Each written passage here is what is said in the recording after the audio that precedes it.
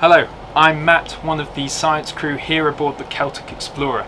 We've got just under a week left of our month-long expedition to the Atlantic Ocean. It's my first time at sea, and something that became very quickly apparent is just how big a factor weather plays in decision making whilst you're out in the middle of the ocean.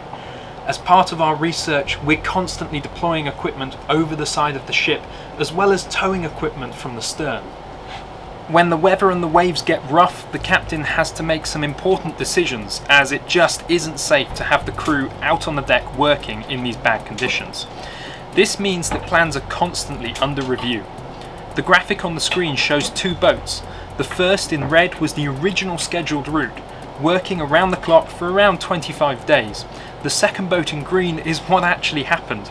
Some of this weather has been really quite rough, and whilst the experienced sailors amongst the crew took it in their stride, for those of us on our first voyage it was a real roller coaster ride. The last storm we dodged drove us all the way to Bantry Bay in West Island. The waves in open water were getting up to 10 metres tall, and with all the containers and equipment stored on the back deck, it was safest to just retreat to the Irish coastline. And so although we haven't managed to gather all the data we would have liked, we have managed to image our main science objectives. One of the perks of the downtime has been huddling around long reams of paper peeking at the preliminary data. Despite the wind and the waves, the data looks clean, and we can't wait to pore over every detail of it back on shore. The image you're looking at shows the result of a geophysical survey. We're looking at a slice through the ocean floor, almost like a tape recording through geological time. The seafloor gets younger to the left and older to the right. We call these squiggly lines reflections, and they represent sound energy bouncing off different layers of rock under the sea. The first reflection you can see is the sea floor, followed by the ocean sediments.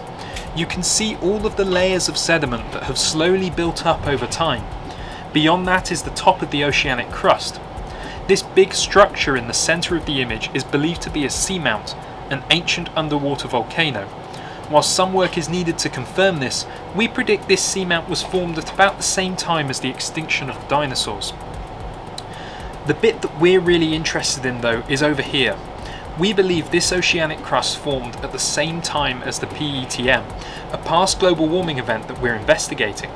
A complementary dataset exists from ocean bottom seismometers that we have been scattering across the ocean floor throughout the expedition, and this dataset will allow us to image the base of the oceanic crust, some 15 kilometers below the sea surface. Combining these data will allow us to assess the link between deep earth processes and the global climate, but this dataset requires quite a lot of processing, so we're going to have to wait till we're back on shore for that. Now, as you can tell from me wobbling around on the screen, we're back out on the waves after hiding in Bantry Bay, and just before the latest storm passed through, we deployed all of our ocean bottom instruments. So we've got to come back out into the ocean, finish up some last bits of work, collect our instruments before heading back to port in just under a week's time.